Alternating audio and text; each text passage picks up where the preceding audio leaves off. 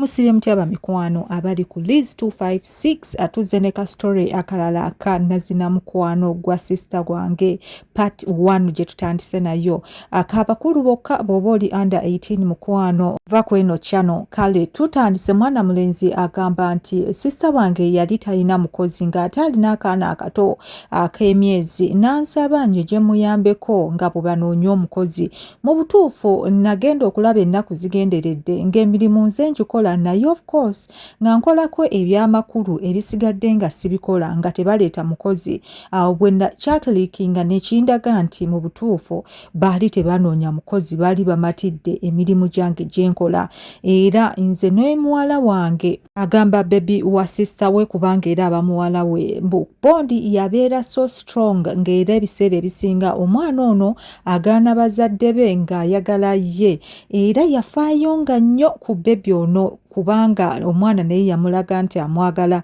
era teri lugoye bwa mwana ono lwaguba ng'azifaako nnyo bawa sister wange yakanyanga kungumya nti tofaayo tugenda leeta omukozi naye ng'omukozi talabika nga nange mu bwongo omukozi sikyamwetaaga nga ndaba emirimu ngisobola ate nga tegimmenya baby ono yatuusa nga awezezza omwaka gumu era sister wange n'agamba agenda tegeka akabaga akatonotono naye agenda kuyita mikwano gye gyonna egyali giyina abaana abato bazanye n'omwana we bouncing castle zaaliwo emizannyo egy'enjawulo gyaliwo naye okupangisa omufumbi kyali kiri expensive ng'ate sister wange sente ezo tazirina n'agamba emmere ngenda kugyefumbira kasita mpwanki bw'atyo bantu baali bajja kuba bangiko ng'okufumba tajja kusobola kuyika kukyavudde ayita mukwano gw'omu ajja muyambeko okufumba edde before birthday no nga tennatuuka omwana ono tumuyite Jane gwe baayita era olunaku lwatuuka Jane najja n'omwana we yaliko muto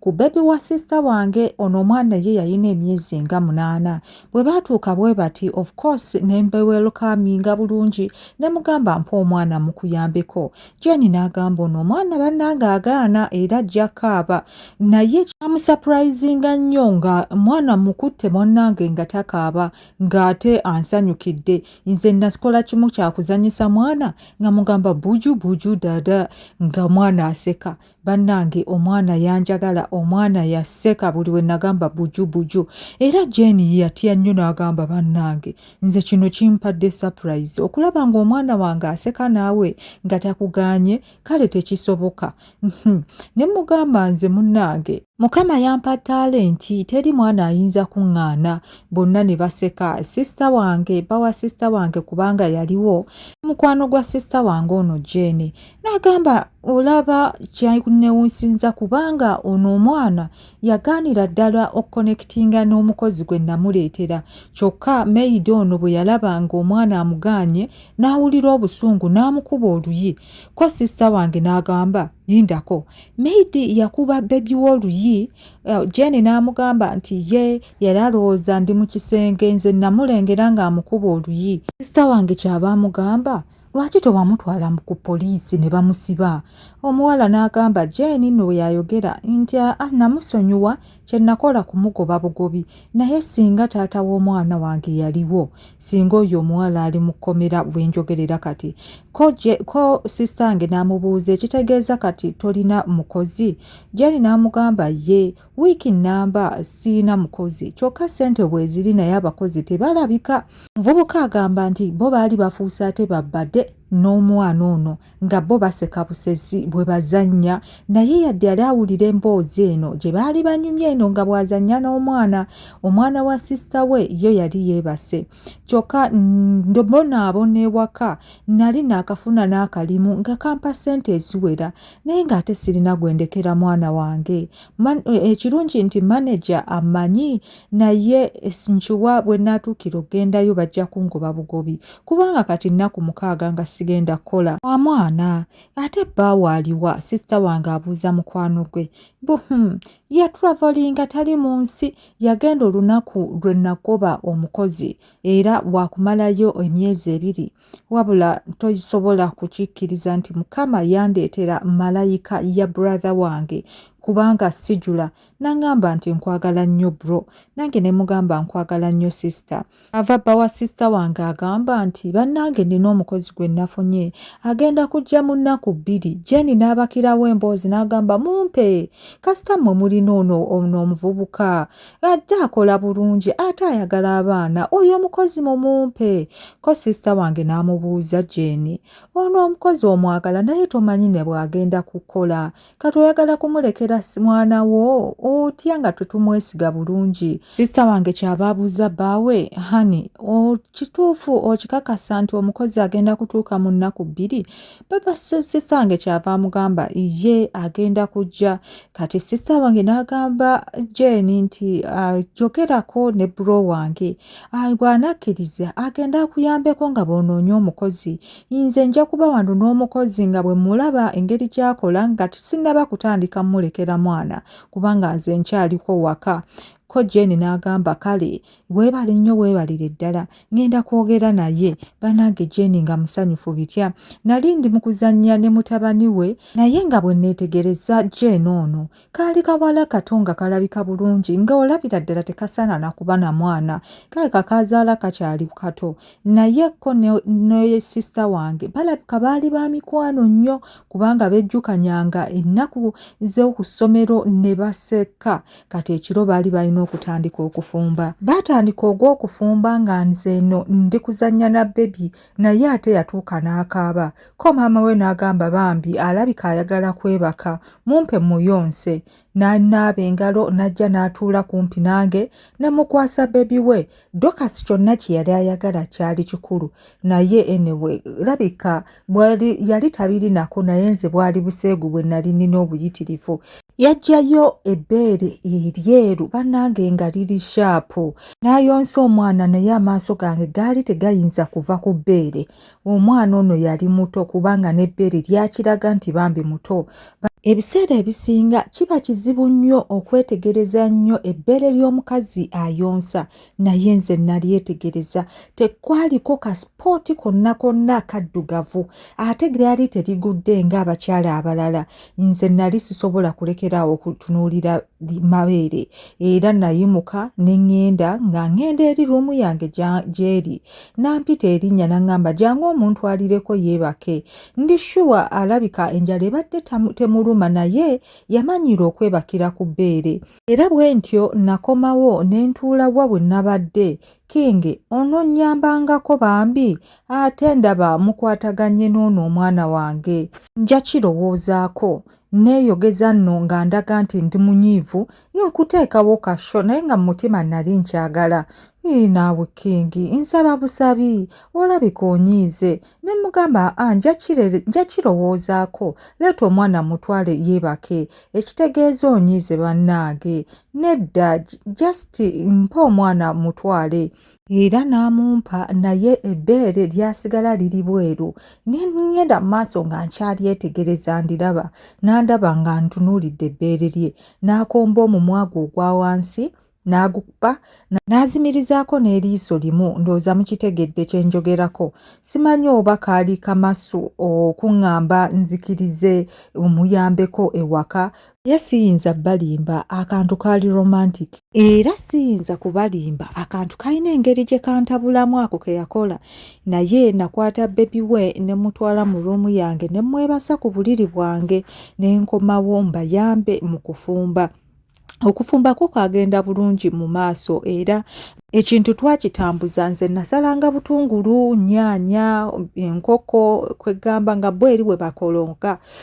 Baba sister wange ye yali atudde ku TV ali kulaba mawulire ng'eno bw'anywa kacaayi n'omugaati. Saawa ezaawera ssaawa 4 bambi ye n'agenda ne yeebaka. Awo sister wange we yatandikira, bro omwami wange engeri gy'agenda okuleeta omukozi bambi yamba mukwano gwange obeereko n'omwana we for some days nga bw'anoonya omukozi. Bw'oyamba mukwano gwange ono obanga ayambye nze. Ne mugamba nja kulaba sisobola kumala gakkiriza kintu mu ddakiika emu ninasooka kirowoozaako. Ava Jenny agamba sister wange nti bambi tumuwe time akirowoozeeko.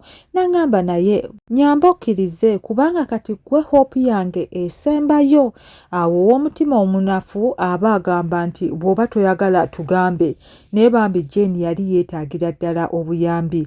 Mu mutima gwange nali nakkiriza dda, naye nga nzannya kageemu just nga njagala bampe ekitiibwa, naye mu mazima sisita wange yali aneesiga bambi okuba nti yali ansindiikiriza ŋŋende mu maka g'omusajja omuli omukazi annenkana emyaka ng'ate omusajja taliiwo n'akaana ak'emyezi 8. Sisita wange namwewuunya naye siina kye namuddamu. Okufumba okw'amaanyi kwatandika, awo ne ŋŋenda mu hufa ne nteekamu flash yange music n'atandika okukuba. Music gwe nakuba of course music omusendeekerevu owa ba John Legend, mubamanyi ba Bruno Mars, ennyimba ezo ez'omukwano bannange, naye eyo flash yaani. For sure ennyimba ezo nga nzaagadde kyokka ennyimba ze zimu ze ziri ne ku flash yange. N'atandikawo okuyimba kyokka yeebuuzisa nti flash yaani nga yandabye nga nze nkiteeka mu hufa. Yali yeebuuzisa oba biki, naye bambi ennyimba kaali kazimanyi ng'era kaayimbanga ebigambo ebituufu mwatto. Nze nayimbiranga ku mutima. Naye sisita wange yakola kinene nnyo okulaba ng'atukonekitinga nze ne mukwano gwe ono Jane, nga tamanyi nti nno omuzigo n'omuliro tebirina kukonekitinga kumu, kati ye yatugatta. Okufumba kwali kuwedde era n'obudde bwali bugenze. Wabula mazima ddala amaloboozi gammwe galina engeri gye gamaakinga, lwakuba brother wange ayimba mpola yeeyimbisa. Sisita wange nga bw'ayogera ne mugamba olimba, naŋŋamba naye omanyi genda opozinge ennyimba ezo. Lujjeko in fact jjako oluyimba lwonna then muyimbe babiri ne Jane. Sisita wange yali tamanyi nti nno ate ayongera kuleeta muzigo kumpi n'omuliro. Nange nagenda ne pozinga oluyimba ne nkomawo tutandike tuyimbe. Bambi Jane n'asuggestinga nti nno tukendeeza bukendeeza ddoboozi era yaŋŋamba topozinga, kendeeza akaloboozi kabeere katono ffe tuyimbe alongside ni luyimba. Era bw'atyo Jane yagogola eddoboozi nga yenna yeesunze bitya, bambi nga yenna agogola omumiro. Twatandika okuyimba okuva oluyimba gye lutandikira mpaka gye luggweera, bannange nga ffenna oluyimba tulumanyi. Nze nayimirira kumpi ne Jane nga sisita wange yeesigamye effumbiro ekisenge. Twatandika okuyimba sisita wange nga ye ali mu kulikodinga nga bw'agamba wow. Jjukira oluyimba luno lutambula mpola, twayimba luyimba lwa John Legend, tutambula mpola ate luyimba lwa laavu. Kati waliwo paati eyatuuka ffenna ne twetunuulira mu maaso. Bannange oluyimba lwokka lukumeekinga oggwa mu mukwano nga togenderedde, amaloboozi nga gonna malungi, teri yali ayagala kusitopinga kulekeraawo kukijjamu. Twagenda mu maaso nga tuyimba. Simanyi na ngeri ki ka distance wakati wange ne Jane we kaalidyusinga ne tuba nga tuli kwerinaanye. Bannange ekyali mu bwongo bwange essaawa eyo gwali mukwano gwokka. Ndi sure ne Jane naye yali awulira kintu kye kimu. Mu mwongo nali mpulira nga njagala kunywegera muwala ono, ate nga naye kyekyali ekigendererwa kye. Sisita wange n'agamba bannange kati mwenywegero lumu tukimanye nti n'omukwano gubalinnye, mulekeraawo mmwe. Na twabwatuka ne tuseka. Sisita wange kyava atugamba kale obwedda mba rekodinga, ne tugamba okukakasa tuzannyamu tulabe, n'azannya bannange tuwulire bye tubadde tuyimba oba binyumye. Bannange byali bisufu, eddoboozi lyali supa nga buli kimu kibadde kiriya.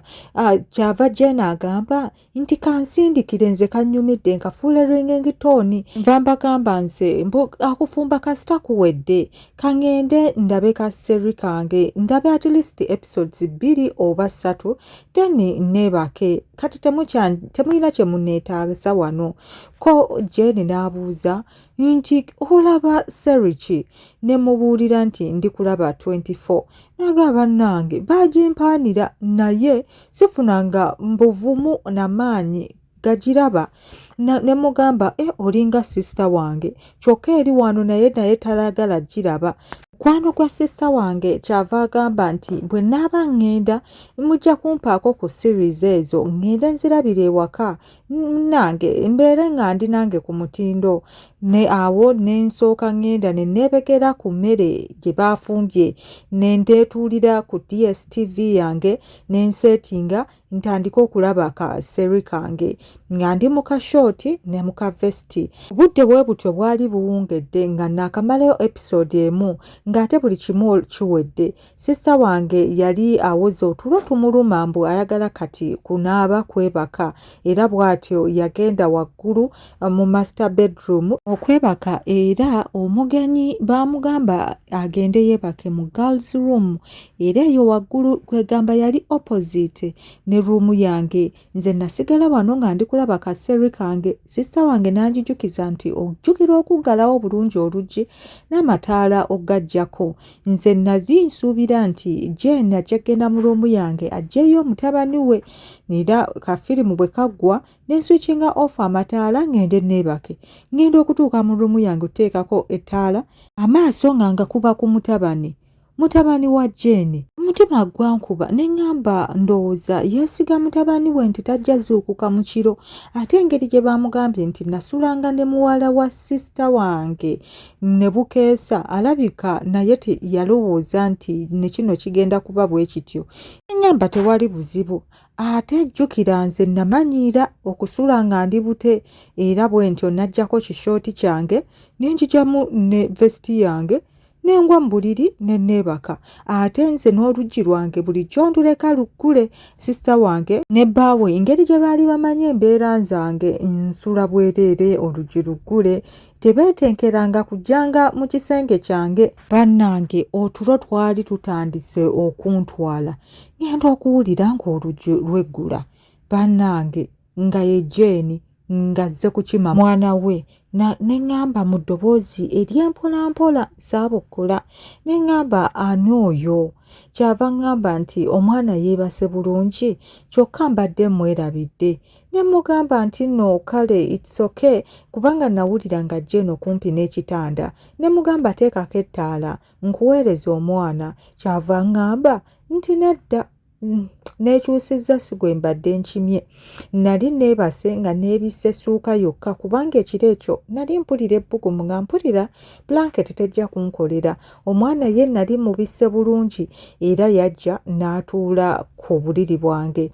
Sooka oteekeko ettaala wa omwana kubanga nze nali neemanyi. Namu naŋŋamba nedda omwana si gwe nkimye wabula nzize twogere kubanga ebintu bye twogera ne mugamba ate tugenda kwogera biki Jane tugenda kuzuukusa omwana wa bwereere. Naŋŋamba tugende mu ruumu yange twogerere eyo. Ne mugamba bannange era oyagala nziremu nnyambale nze bwe mba neeyambudde mba saagala kuddamu kwambala mpaka nkya.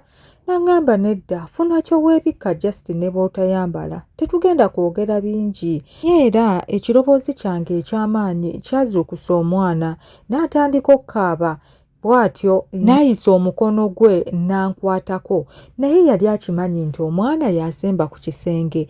Nze nsooka eno nali simanyi na lwaki teyateekako ttaala bannange. Of course mu bwongo yali amanyi positions ffenna ze tulimu. Kyenva naddamu ne mubuuza nti kati omwana mukuweereze naŋŋamba nedda kati yeetaaga kuyonka ate addemu yeebake. Yabyogera nga bw'abikula neeti n'ayingira mu kitanda. Mwana we yali yeebase of course ku kisenge. Ye yasooka kunkwatako akakase kyalowooza oba bya positions ziri mu bwongo zeezo. Emikono gyange nali ngitadde bwenti ku mutwe. Omukono gw'omukyalo ono gwatambula bwe guti ne gunkwata ku lubuto wano nga ku kkundi. Nze nalowooza ezo kimala naye era omukono yagwongerayo ssebo ne gukwatira ddala ku mukira gwange. Sooka ne ngamba oba takitegedde kyakoze oba asaaga. naye mwattu yasigala ng'omukono gukudde omukira tegujjaako era ne yeeteeka ne mu pozishoni ennungi ne yeebaka mu makati gange n'omwana. Kaakati nze amanege buli kimu ne kitandika vibratinga, omubiri gwange ne gutandika okyankalana. Wabula omuwala ono yali yeekaza. Nze nakimanya nti bino byonna abikola nzikirize ogenda ewuwe muyambeko ku mwana. Mukono nga gukyakutte omukira gwange yampita mu kaloboozi kali akalungi amannya gange. Nze natandika okuwulira nga sikyabitegeera era naddamu nti wangi bannange. Nalinga amugambye nti genda mu maaso ne byokola. Yatandika okuromansinga omukira. Bannange ngeno bw'atambuza ekiwato kye nga bw'akireetera akabina ke okunkoonako, omukira gwange gwayongera okukaluba bannange. Okuva mu buvubuka bwange nga ndi allergic ng'era emikono gy'omukazi gyonna ne gigeza ne ginkwatako, emisuwa gyange gikyankalana, nzenna nimbanga gwe bataddeyo bakumuliro. Guno omulundi omwana ono yali ayagala kunzita. Nze bannange nali sikyategeera. Kyava mbuuza era mu kaloboozi akasendeekerevu nti naye oli muganda wa Diana, asista wo ye mukulu oba gwe muto? Ayogera bino ng'omukira wa guromansi nga taguta. Yes, lwaki? Bwentyo bwe namuddamu mpulira ng'omukira gwange gwagala kwabika. Ho bannange, ono omuwala yagenda mu maaso kati nno n'ayongeramu n'essupu, omukira nga bwaguromansinga nga n'amanege nago bwagatwaliramu. Waawo, oyina ekintu kinene bannange, omukira gwo nga munene singa kale gwange. Bino byonna abyogera naye baaba ng'atandise okuva mu mbeera ali sikyasobola kyebeera, era bwentyo nakyuka ne munnange ne mukwata amabeere ne ntandika nange okutambuza emikono gyange nga bwenganyiganyiga. Yali atandise okwokyerera naye lwakweyogeza, atyo yanyigiriza emmana ye ku mubiri gwange, nange eno bwe nnyiga amabeere ge era bw'atyo yaleeta omumwa gwe ku mumwa gwange n'atandika okunywegera. Bannange, nawulira nga tebigenda kunkolera ono omuwala byankola, kubanga nagamba ono omuwala agenda kundeetera okusammula nga sinnayingiza mukira gwange mu mmana ye. Bwentyo namuggyako omukono nze ne ngenda ku mmana ye ne ntandika okugirumansinga kungulu, omukono gwange ne ngutwalako munda ne mukubako ku ffinga okumanya ono omwana yali yazze yeetekese, yali talinaamu na mpale naye nga yenna atobyetobye. Bannange, yali alina amazzi. Nangamba nedda tetukikolera wano ku buliri bwo, ate omwana wange yeebaseeko, lwaki tetugenda eri ku buliri bwange? Olwo nno engalo zange zitabukidde ddala nga kye zikola wansi awo, nga naye ali ku mukira gwange ali gublowinga oba ng'agukola masaagi. Naye bannange, omusiru yali alina experience mu kukozesa engalo omukira, kubanga yayambusanga nga bwassa, bwayambusa nga bwassa. Bannange, nga mpulira nzenna sikyategeerirako ddala nga nange emikono gyange tegiva mu mmana ye. Bannangamba nti bannange mukwano, tolekeraawo era guno omukira toguggyaayo munda nga guyingidde. Awo nno nze nali natandise dda okusammula bannange, nange nali njagalirawo at that time nga mpulira njagala kati kutandika kuzina. Tutyo era omukono teyagujja ku mukira gwange, yasigala agukutte. Nze ne mbaako engeri nange gye musitula. Bannange, nze bwe mba ndi mu bino ebintu amaanyi mba n'amangi nnyo era nabanga asitudde ekipapula. Yamaliriza n'atandika okunywegera ne tutambula nga tugenda mu ruumu ye. Jjukira lights zonna zaali teziriiko nga nzikiza njereere, kati ye yannyambako okuggulawo kubanga emikono gyange gyonna gyali giri bize. Bannange, tuba twakatuuka bwe tuti ku mulyango ng'akutte bw'ati ekinyolo, lights ne zigendako eza wansi, kitegeeza nti sister wange yali azitaddeko. Mulindirire paati ey'okubiri, temujjangako. Commentinga wansi oteekewo paati 2 then ngireete, omukama abankuumire. Oba obadde tonnaba kusubscribinga bambi nkusaba osubscribinge, gatte ku family egenda okunyumirwanga ebiboozibozi, twejjengako stress. Bye.